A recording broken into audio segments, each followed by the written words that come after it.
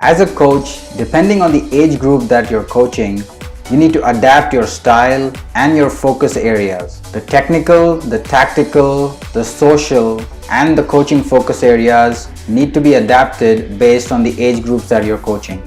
So for a U6 age group, you'll have different focus areas compared to, let's say, a U11 or even a U17. In this video, I'm going to share with you an age-based soccer coaching framework that you can use to define the focus areas to work with each age group that you're coaching.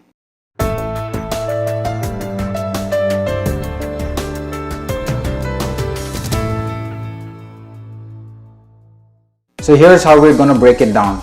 We're going to look at three age-based categories: U5 to U9, U10 to U13, and then finally U14 to U18.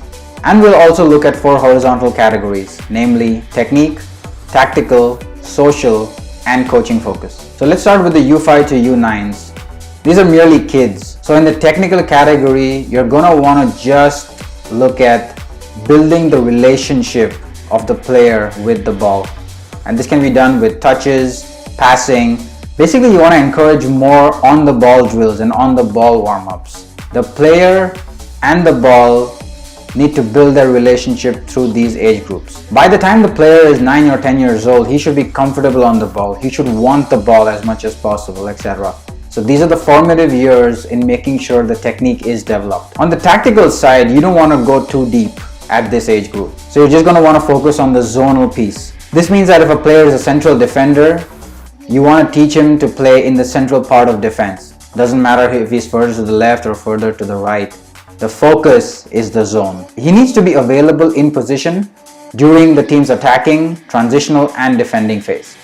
You want to avoid circumstances where all the players run after the ball at all times. Hence, this zonal concept is very important in this age group. On the social side, this is very, very important in this age group.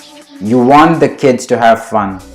Every warm-up, every drill, every piece of activity that they do on the field and when they're in your practices should be done with one goal in mind: fun.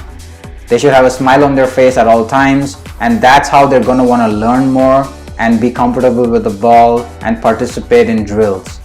The fun aspect is very, very important in this age group. It could be a make or break for the player with the sport. And finally, the coaching focus area.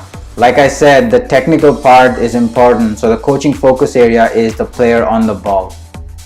Encourage your players to be on the ball more. Make sure that they're developing various technical skills in this age group so that their comfort level increases on the ball as much as possible. Now moving on to the U10s to U13s. On the technical side, you want to focus on basic ball mastery here. You can start with a few advanced drills. You can look at how the player dribbles the ball, and you can also introduce some basic heading of the ball in these age groups. On the dribbling side, it's important for the coaches to make their players understand when to dribble and when to pass.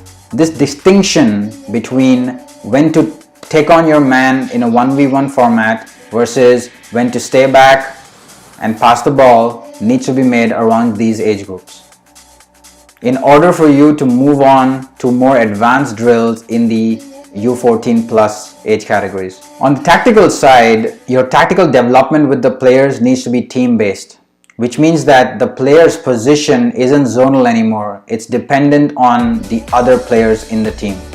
For the attacking phase, the transitional phase, and the defensive phase, the player's positioning always has to be based on the teammates. And this means if one of the players is out of position, the other player needs to take his place or make sure that he's backing him up. The pressure cover balance concept needs to be introduced in these phases so that the players understand the linkages between each other. On the social side, team bonding becomes very, very important here. You want the players to be comfortable working with each other. You want the players to develop that trust that if one of the players is out of position, the other will back them up and will fill the gap. So the team bonding aspect is extremely important here. I would recommend introducing a few drills that encourage team bonding.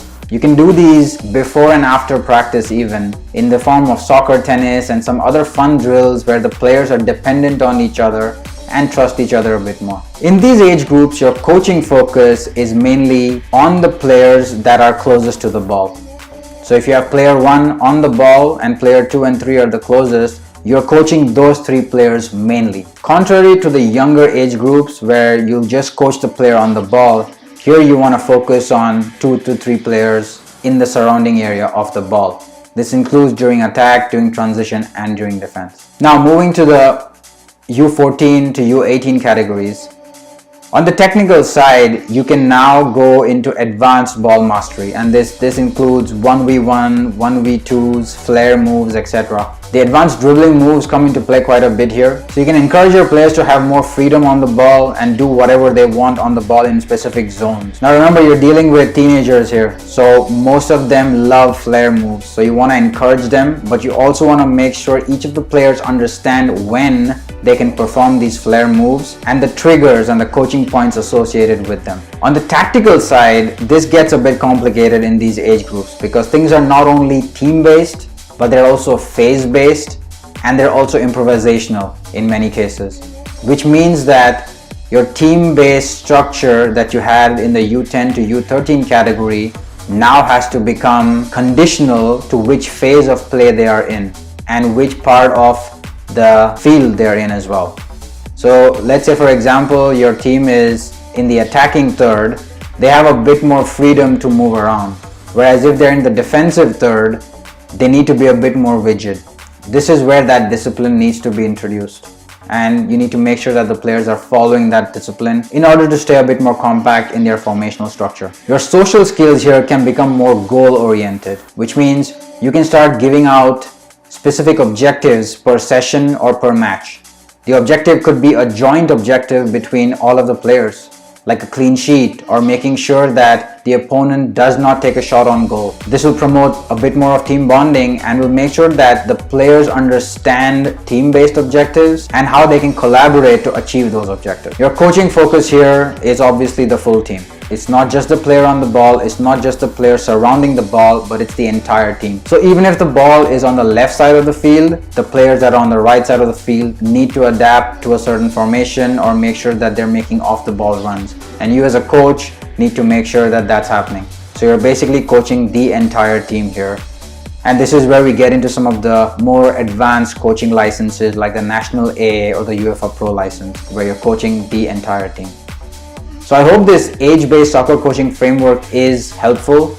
I'll be referring to it in many future videos where we're gonna pick certain themes and certain topics based on this coaching framework. Thanks for watching.